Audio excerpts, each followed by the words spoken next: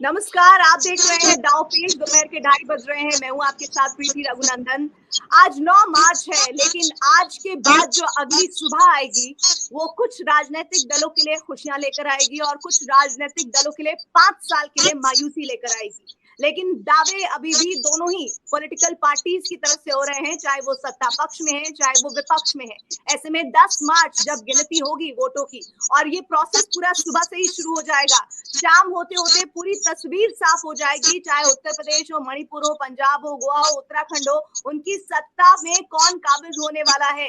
क्या जो सत्ताधारी है वो रिपीट मारने वाले हैं या फिर विपक्षी दलों को मौका मिलने वाला है, इसी पर हम चर्चा करेंगे। क्योंकि दावे एग्जिट पोल के बाद वो पॉलिटिकल पार्टी जो एग्जिट पोल में आगे चल रही हैं वो और पुरजोर तरीके से कर रहे हैं, लेकिन इस बीच वो विपक्षी पार्टियां जो एग्जिट पोल में भी पिछड़ती दिख रही हैं, कैसे वो अभी से ही हार का ठीकरा ईवीएम पर फोड़ रही हैं, उस पर भी हम आपसे बात करेंगे। और किस तरह से लगातार रिएक्शंस आ रहे हैं नतीजों से पहले, उन पर भी हम नजर डालेंगे। मेरे साथ खास मेहमान जुड़ रहे हैं। कांग्रेस की तरफ से पंकज श्रीवास्तव जुड़ रहे हैं, साथ ही शौकत अली समाजवादी पार्टी से जुड़ रहे हैं, एसएन सिंह स्पोक्स पर्सन है बीजेपी के, यूपी बीजेपी के, वो भी हमारे साथ जुड़ रहे हैं। सर, आप सभी खास मेहमानों का बहुत बहुत स्वागत है। सबसे पहले वो शब्दों के तीर सुन लेते हैं और उसके बाद चर्चा को आगे बढ़ाएंगे। कि आप ईवीएम का मूवमेंट नहीं कर सकते। आप कैसे ईवीएम का मूवमेंट कर रहे हैं? आप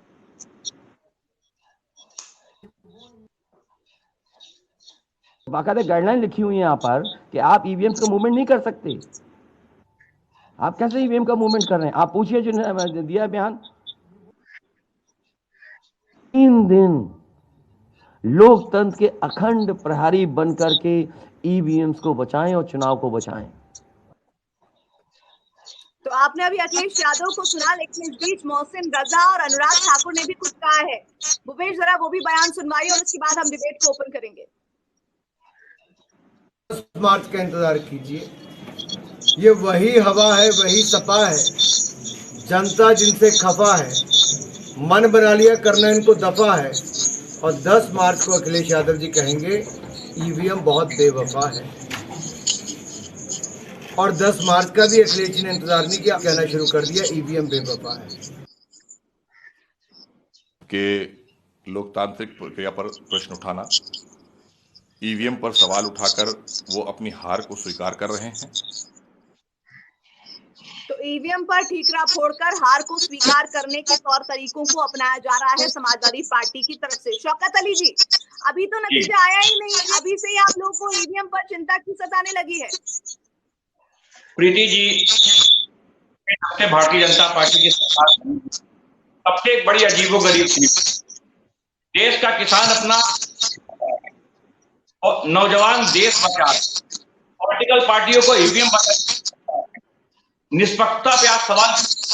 ये काम तब हुआ जब भारतीय जनता, इससे पहले ऐसा कभी नहीं हुआ होगा। तमाम चुनाव हुए थे, नहीं हुआ कि किसी पॉलिटिकल हो कि हमें ईवीएम को बचाना पड़ेगा, बचाना पड़ेगा। ये कभी भारत में, ये पहली बार ऐसा हुआ है।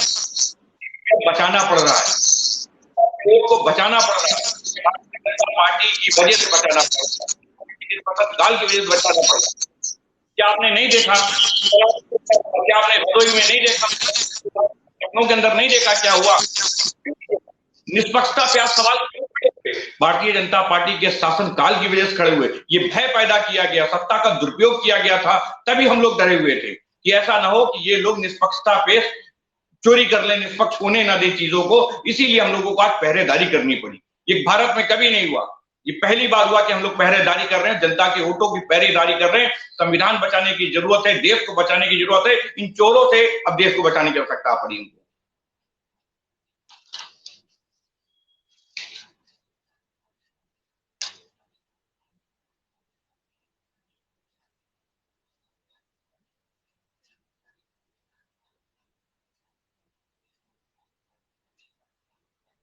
प्रीति जी, आपकी आवाज नहीं आ रही मुझे। को हार को स्वीकार करना, देखिए हार को स्वीकार करना, और ये बिल्कुल सही है, क्योंकि अगर आप लोकतंत्र में है तो हार और जीत तो दो पहलू हैं, कभी हार भी होगी कभी जीत भी होगी। लेकिन ईवीएम का इस तरह से नाम लेना ही पहली बार तो है नहीं, जैसा आप कह रहे हैं कि हमें करना पड़ रहा है, हमें प्रहरी बनना पड़ रहा है ईवीएम का। ये डर विपक्ष को क्यों सता रहा है? ये तो वही विपक्ष है ना जो कह रहा है कि भाई आप किसी तरह से भारतीय जनता पार्टी की सरकार नहीं एग्जिस्ट करने वाली है कम से कम उत्तर प्रदेश में, और वो जाएंगे और समाजवादी पार्टी वाले आएंगे। इतना कॉन्फिडेंस है तो ईवीएम से डर क्यों लग रहा है आप लोगों को? प्रीति जी, ईवीएम से डर नहीं है, सवाल कुछ और है। ईवीएम से हम डरे हुए नहीं, ईवीएम पे कोई सवाल नहीं।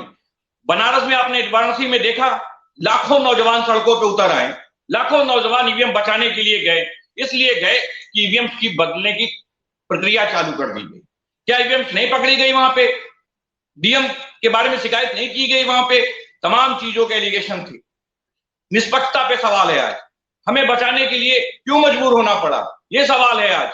हमें बचाने के लिए मजबूर इसलिए होना पड़ा कि जिन लोगों के हाथ में सत्ता थी वो दुरुपयोग कर रहे थे अधिकारी। मैं एसएन सिंह जी से इस पर कमेंट लूंगी, लेकिन उससे पहले डॉक्टर पंकज श्रीवास्तव, ईवीएम को लेकर विपक्ष का डर कितना वाजिब है, वो भी ऐसे वक्त में कि सब देख रहे हैं कि भाई देखिए ईवीएम कोई ऐसी तो चीज है नहीं कि कोई गायब कर ले जाएगा और किसी को पाकिस्तान खबर नहीं होगी।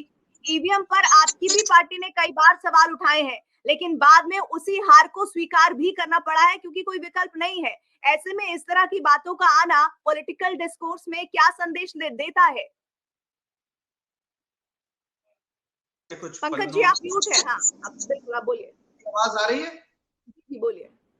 मेरी आवाज आ रही है? बोलिए बोलिए।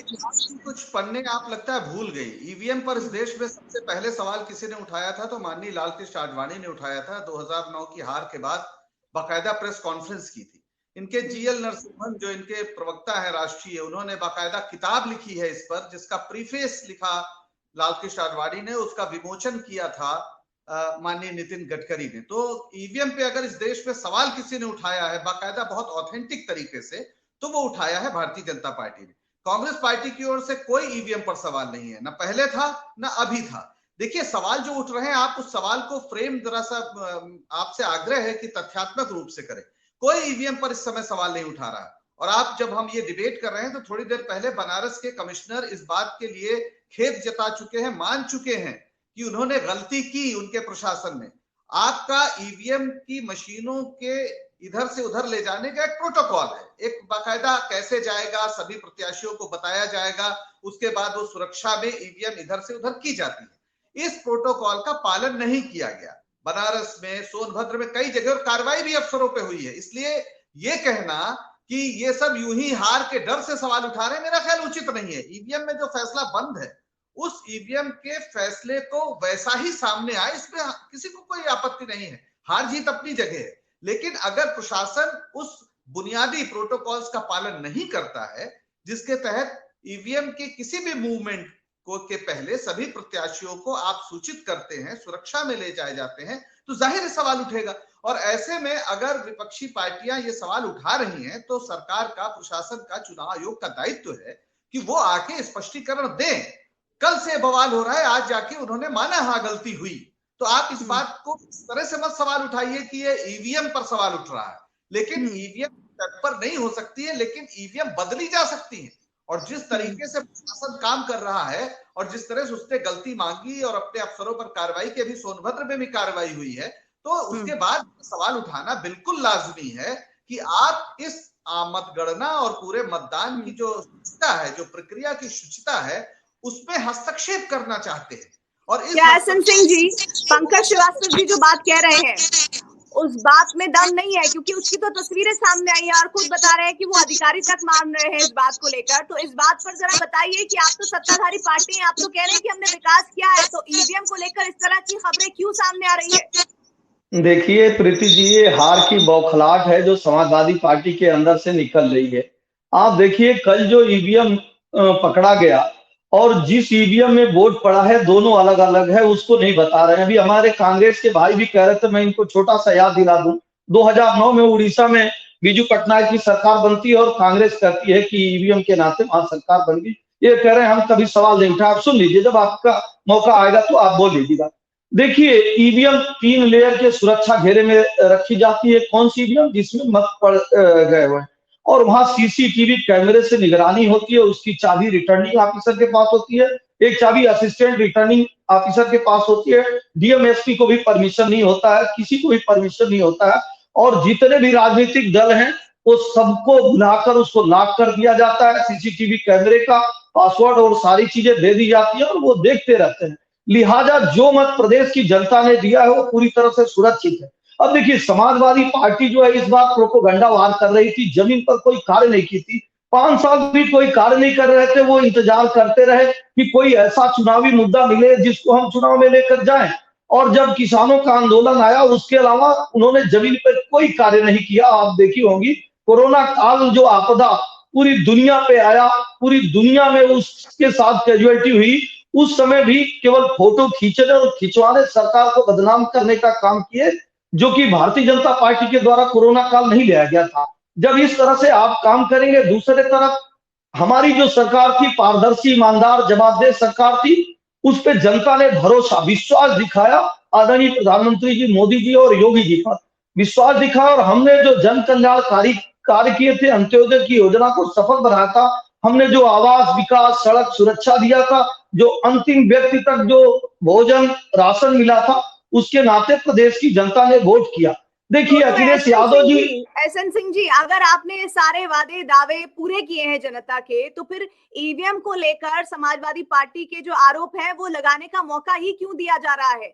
भाई अगर देखिए, समाजवादी पार्टी में बता रहा हूँ प्रीति जी, प्रोपोगंडावार आप पूछ लीजिए उनसे कि 5 साल में विपक्ष भी विकास की एक धुरी होती है, कोई भी कार्य किए हो, कोई लड़ाई लड़े हो, समाज में गए हो, कुछ भी गए हो, किसानों के कंधों पे बंदूक रखने के अलावा और कोई कार्य नहीं किए। देखिए, चुनाव के समय में भी जब आते हैं, शुरुआत कहाँ से करते हैं? घूस भर देंगे, जो धार्मिक पुस्तक है उसको अश्लीलता से जोड़ते हैं, सुंदरकांड को आगे बढ़िए लिस्ट बनाते हैं। आप बताइए, अगर भयभीत नहीं थे तो करहल चले गए जो सुरक्षित मान के। अगर आप भयभीत नहीं थे तो आदरणीय प्रधानमंत्री जी की तरह बनारस चुन लिए होते, अयोध्या चुन लिए होते, कहीं कुछ और चुन लिए होते। देखिए, मैंने जो है इन लोगों पे एक बड़ी शानदार कविता बनाई है कि जब लूट खसोट मचाओगे, जनता को डरवाओगे, प्रदेश का राशन खाओगे, मथुरा काशी नहीं जाओगे, तब ऐसा ही फल पाओगे। जब सत्ता में आते हो, खूब आतंक मचाते हो, हर जिले दंगा करवाते हो, महीनों कर्फ्यू लगवाते हो, आतंकी को छुड़वाते हो, भक्तों पर गोली चलवाते हो। क्या अजब तुम्हारा नारा है? अपराध से रिश्ता प्यारा है, कमजोरों का सब हमारा है, समाजवाद तो केवल नारा है। अब ईवीएम का रोना रोना है, काम तुम्हारा धोना है। कहते हैं कि दंगे इसलिए कम हो गए कि दंगा करवाने वाले तो सत्ता में बैठ गए हैं। शौकत अली जी, जो बात एसएन सिंह जी कह रहे हैं, रुक जाइए, जवाब दीजिए अब इन पर। अपने आप को अनम्यूट कीजिए और फिर जवाब दीजिए, बोलिए। देखिए प्रीति जी, चुनाव हो गया है, उत्तर प्रदेश की जनता ने इनको जवाब दे दिया है। अब ये दंगाई, लंकेश, फलाना पक्का कुछ भी बोलते रहे, क्योंकि अब वोट तो पड़ना नहीं। उत्तर प्रदेश का जब पिटारा खुलेगा तब इनकी विदाई तय हो जाएगी।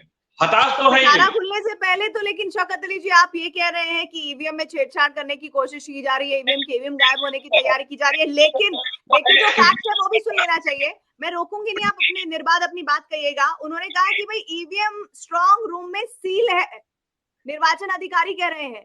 अब इस पर भी आप शक को शुबा करेंगे, हंगामा करेंगे तो करते रहिए, अधिकारी कह रहे हैं।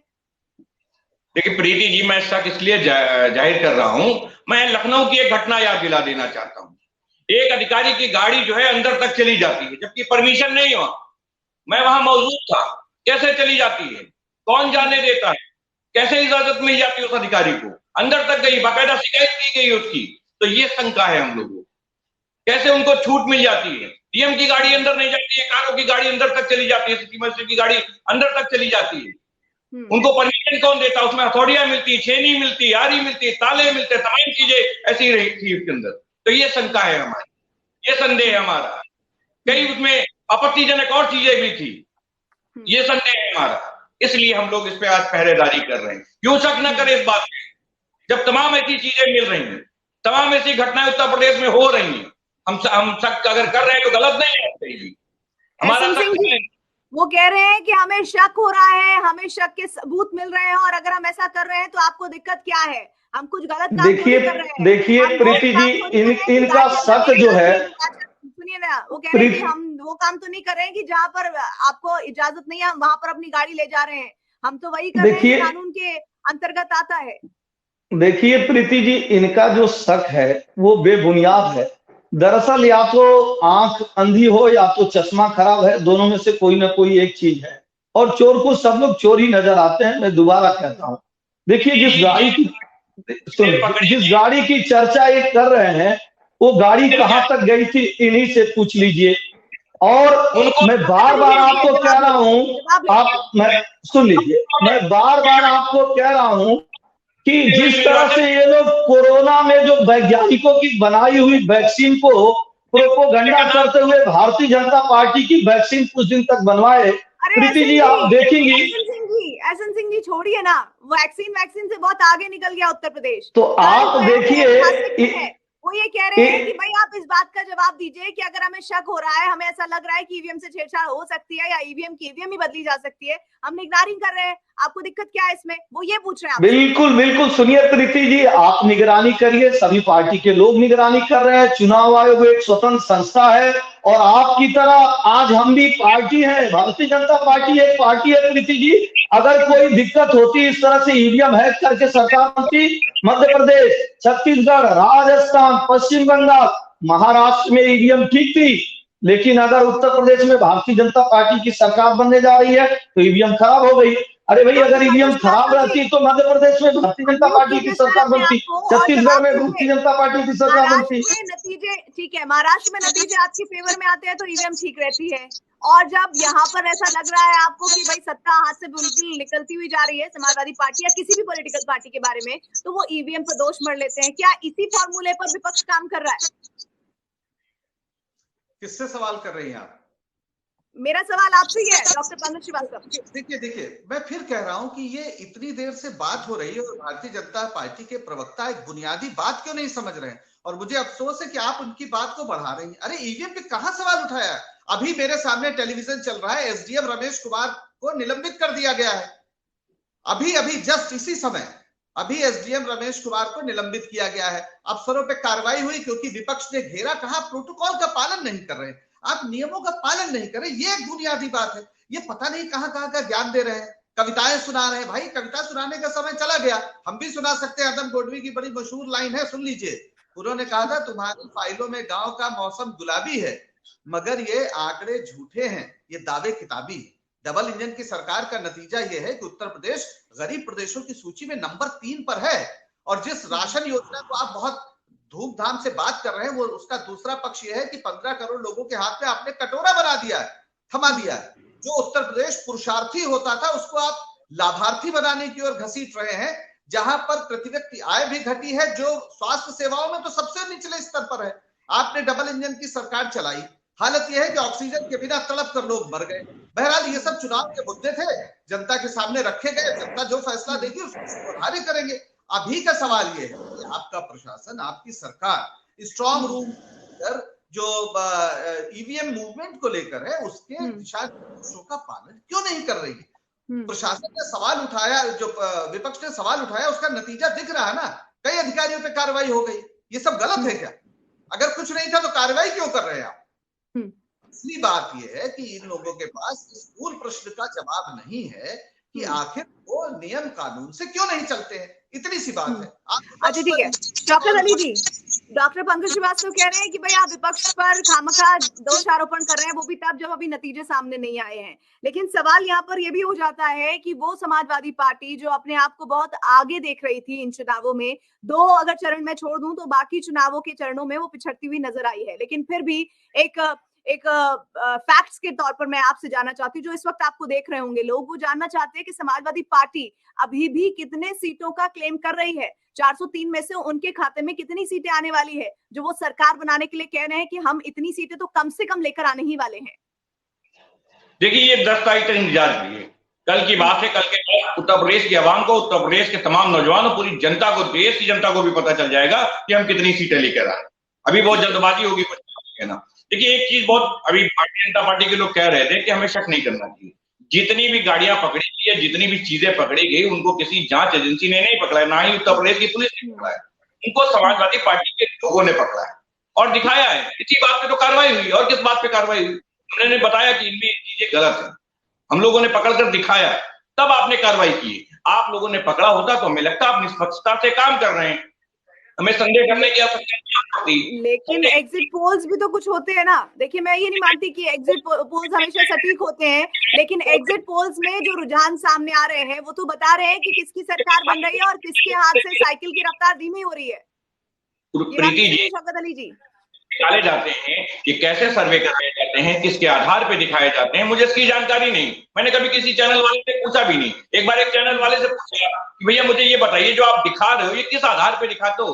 अरे आपसे ही जान लेता हूँ जी, एक सीट पे एक जिले में समाजवादी पार्टी कितने सीटें जीत रही? अगर आप मुझे 2 सीटें भी देंगी तो भी हम 150 हो जाएंगे। तो किस आधार पे दिखाते? आधार आज तक मेरी समझ में नहीं आया। वो दिखाते रहे, वो 5 लोगों से सर्वे करा के कुछ भी दिखाते रहे। कुछ चैनल ऐसे हैं जो मेरे फेवर में दिखा रहे हैं। अच्छा, मुझे एक बात बताइए, लेकिन ये कैसे मुमकिन होगा? जैसे मेरे पास खबरें आ रही हैं कि करके मेरे पास जो जानकारी आ रही है वो ये कि मेरठ के हस्तिनापुर विधानसभा सीट से एसपी उम्मीदवार हैं योगेश वर्मा, वो दूरबीन से ईवीएम की निगरानी कर रहे हैं। लोकतंत्र का मजाक बना दिया है, ऐसा लग रहा है। मतलब आपको भरोसा तो करना ही पड़ेगा, इसके अलावा कोई विकल्प है नहीं। ये बड़ा हास्यास्पद भी लगता है कि राजनीति में ये स्तर आ गया है कि अब कैंडिडेट को अपनी जीत सुनिश्चित करने के लिए दूरबीन का इस्तेमाल करना पड़ रहा है कि भाई इधर उधर ना हो जाए ईवीएम के जरिए। प्रीति जी, 24 घंटे निगरानी हो रही, हम लोग 24 घंटे डटे हुए हैं। शिफ्ट वाइज ड्यूटी लगाई गई हम लोगों की कि कोई भी व्यक्ति आता है बगैर जांच की मत जाने दीजिए। ये ऐसा क्यों हुआ? देश का अन्नदाता भी अपने खेत बचा रहा है, हम लोग ईवीएम बचा रहे हैं। ये आया क्यों? हुआ क्यों? ये सवाल आया इसलिए क्योंकि राकेश त्रिपाठी कह रहे हैं कि एग्जिट पोल के बाद से ही अखिलेश यादव बौखला गए हैं और वो इसीलिए पहले से ही रोना रो रहे हैं ईवीएम का। प्रीति जी, मुझे लगता है इस सवाल का कोई औचित्य नहीं है। जिस दिन से चुनाव संपन्न हुए हैं, जिस दिन से हमारे यहाँ ईवीएम गई है, कैद हुई, उस दिन से हम लोग ड्यूटी पे, कोई बौखला नहीं। लेकिन हाँ, एक बात स्पष्ट है कि भारतीय जनता पार्टी डरी सहमी है, वो सारी वो हरकतें करने के लिए तैयार है जो संविधान में जगह नहीं दी जाती है। लेकिन डॉक्टर पंकज श्रीवास्तव जी, आप कह रहे हैं कि कोई नई बात नहीं है ईवीएम में इस तरह से सवाल उठाना। और सबसे पहले आपने ये भी बता दिया कि लालकृष्ण आडवाणी ने सवाल उठाए थे, पर कल जो भी पार्टी जीतती है या जो भी पार्टी हारती है उसको सहर्ष उस हार या जीत को स्वीकार करना चाहिए या फिर इस तरह के ईवीएम वाली दोषारोपण में शामिल हो जाना चाहिए? सत्य क्या है? और प्लस कांग्रेस पार्टी इन चुनावों में अब कोई कैंपेन नहीं हो रहा है, कहीं वोट अपील नहीं है, अपने आप को उत्तर प्रदेश विधानसभा चुनाव में कितनी सीटों के साथ आती हुई दिख रही है? देखिए, पहले तो इसमें कोई शक नहीं है कि लोकतंत्र में अगर चुनाव होता है और चुनाव में पार्टियां शामिल होती हैं तो जो फैसला आएगा उसको सबको स्वीकार करना चाहिए। इसमें कोई बहस है ही नहीं है। और मुझे नहीं लगता कि कोई पार्टी इस बात को कह रही है कि हम जो फैसला आएगा उसको स्वीकार नहीं करेंगे। लेकिन जैसा बिहार में हुआ आखिरी वक्त पे, बहुत कुछ आप जानते हैं, काउंटिंग से लेकर बहुत सी कारगुजारियां, जो लोग भी उसको निकट से देखते हैं वो जानते हैं। इसलिए शक है, इसलिए सतर्कता है, और यही वजह है कि मुअत्तल हुए हैं लोग, निलंबित हुए हैं। तो ये कोई बात ही नहीं है कि लोकतंत्र में इस तरह से फैसला आए और उसको कोई स्वीकार न करे। लेकिन एग्जिट पोल पे आपका आत्मविश्वास देखकर मैं थोड़ा हैरान हूँ, क्योंकि कुछ दिन पहले ही अभी नहीं, मेरा आत्मविश्वास नहीं। मैंने देखिए आपको बहुत क्लैरिफाई भी किया कि ये सटीक नहीं बैठते। देखिए, नहीं पंकज जी सुनिए, मैंने क्या कहा, आपने शायद अगर शौकत जी भी सुन रहे हैं उस बात को, मैंने कहा कि ये एग्जिट पोल के बाद, राकेश त्रिपाठी का स्टेटमेंट है, एग्जिट पोल के बाद जो रुझान है वो ये बता रहे, लेकिन हाँ, एग्जिट पोल हमेशा सटीक नहीं होते, ये बात भी मैंने कही है। तो ये क्लैरिफाई होना बहुत जरूरी है। जो पॉलिटिकल लोग हैं वो कम से कम जो एग्जिट पोल है उसकी हकीकत जानते हैं। सच्चाई है कि पिछले लगातार जहां जहां भारतीय जनता पार्टी हारी है, जिन राज्यों में, एग्जिट पोल में सब वो जीती, चाहे वो बंगाल हो, चाहे वो बिहार रहा हो, चाहे वो दिल्ली रहा हो, लगातार, मतलब ये एक दो नहीं, कम से कम पिछले 4 ऐसे एग्जिट पोल हैं जहां भारतीय जनता पार्टी हारी है लेकिन एग्जिट पोल में वो जीत गई। और ये संयोग नहीं है, Bharatiya Janata party exit poll में लगभग शायद ही कभी हारती हो जहां वो मेन कंटेंडर हो, जहां तीसरे चौथे नंबर तमिलनाडु और केरल की बात नहीं करता। लेकिन जहां पर झारखंड में भी यही हुआ था, वहां भी इन्होंने भारतीय जनता पार्टी की सरकार बना दी थी, और बंगाल में तो आंधी आ गई थी एकदम एग्जिट पोल में। तो एग्जिट पोल को लेकर कोई भी राजनीतिक व्यक्ति एकदम घबराता नहीं है। लेकिन ये जरूर है कि जिस तरीके का माहौल है और जिस तरह प्रशासन है वो सवाल देती है। अब आपने पूछा कांग्रेस पार्टी, देखिए कांग्रेस पार्टी का क्या पूरा रोल रहा है। कांग्रेस पार्टी ने जनता के शोक को शक्ति में बदलने का काम किया और पिछले 3 वर्षों से कम प्रियंका गांधी लगातार सड़क पर थी। 18,000 हमारे कार्यकर्ता जेल में। कोई ऐसा मुद्दा नहीं था उत्तर प्रदेश के किसी भी कोने में जहां हमने दमन उत्पीड़न के खिलाफ, सरकार के खिलाफ जनता को संगठित न किया हो। एक विपक्ष की तो हमें इस बात को कहने में कोई मतलब गुरेज नहीं है कि दूसरी विपक्षी इस मामले में हमसे पीछे रहे। हमने पूरा एक जमीन तैयार की। हो सकता है हम इस फसल को न काट पाए, लेकिन हमें इस बात का फक्र है कि बतौर विपक्ष हमने बहुत शानदार काम किया, बहुत मेहनत की है और सीटें नहीं बताएंगे और जो भी रिजल्ट आएगा उसे हम सहर्ष स्वीकार करेंगे और हम सीटें नहीं बताएंगे। जनता, मैं बता रहा हूँ, हमें उम्मीद है कि जनता हमें निराश नहीं करेगी। मैं कोई जो नहीं हूँ कि आपको सीट बता दूं, लेकिन इतना हमें विश्वास है कि जनता के बीच जिस तरह हमने काम किया है वो हमें निराश नहीं करेगी। तो जो भी फैसला शौकत अली जी, आप एक चीज जान लीजिए, 7 मार्च को आखिरी वोट पड़े उत्तर प्रदेश में। उसके बाद सभी पार्टियां ईवीएम सुरक्षा मात्र में लग गई। हमने क्या किया? लखनऊ में हजार महिलाओं का जूस निकाला, जिसका तो खुद प्रियंका गांधी ने किया। लड़की हूँ लड़ सकती हूँ जो अभियान है उसको हम आगे ले गए।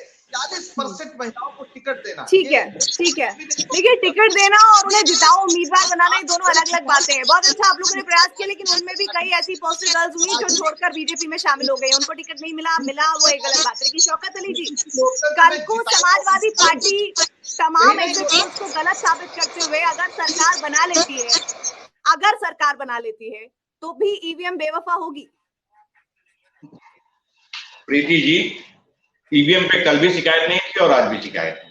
जिन चीजों पे शिकायत है बहुत स्पष्ट तरीके से मैंने बताया, जहां जहां संदेह था वो भी क्लियर करके बताया। सरकार में आएंगे हमें विश्वास है। उत्तर प्रदेश की जनता ने हमें स्नेह दिया है और उत्तर प्रदेश की जनता ने मत देकर ये फैसला किया है कि समाजवादी पार्टी की सरकार बनानी है। तमाम नौजवानों ने विश्वास करने का काम किया। वो जो तमाम जनसैलाब उमड़ा था, इस बात का प्रतीक था, इस बात का विश्वास था कि इस उत्तर प्रदेश में जो सरकार बनने जा रही नहीं, तो समाजवादी पार्टी की सरकार बनने जा रही है। ये विश्वास है हमारा। इसी विश्वास के साथ हम एंड कर रहे हैं अपने शो को। शौकत अली जी, शुक्रिया हमारे साथ जुड़ने के लिए। पंकज श्रीवास्तव जी, आपका भी धन्यवाद। और हमारे साथ एसएन सिंह भी बीजेपी से जुड़े थे, आपका भी शुक्रिया। बीच में डिस्कनेक्ट हो गए। नतीजों का इंतजार है, लेकिन विपक्ष इस वक्त चौकीदार बना हुआ है। लेकिन अगर वो चौकीदार बना हुआ है तो ऐसे में सत्ता पक्ष पर भी सवाल है कि आखिर क्यों इस तरह की स्थितियां बनती हुई दिख रही है। आखिर क्यों ईवीएम को लेकर किसी भी तरह की छेड़छाड़ की खबर ही चर्चा में आ रही है, जिसको लेकर समाजवादी पार्टी अब ये कह रही है कि हम भाई चौकीदारी करेंगे, और अगर हम चौकीदारी कर रहे हैं तो इसमें आपको ऐतराज नहीं होना चाहिए। और इस मामले में कार्रवाई भी हो रही है, तो फिर कुछ स्थितियां बहुत साफ होनी चाहिए जो इस वक्त नजर नहीं आ रही, जिसको लेकर विपक्ष चिंता जता रहा है। आप सभी का बहुत बहुत शुक्रिया हमारे साथ जुड़ने के लिए। लेकिन एक बात तो सच है कि 10 मार्च को जो नतीजे आएंगे वो सबसे पहले सटीक आप नेटवर्क 18 पर देखेंगे। तो सुबह से ही आप ट्यून करके बैठ जाइएगा हमारे चैनल को और हमारे सोशल प्लेटफॉर्म्स को भी तमाम अपडेट्स के लिए। और thank you so much viewers जो आज हमारे इस डिबेट में, हमारी चर्चा में शामिल हुए। आज के लिए बस इतना ही।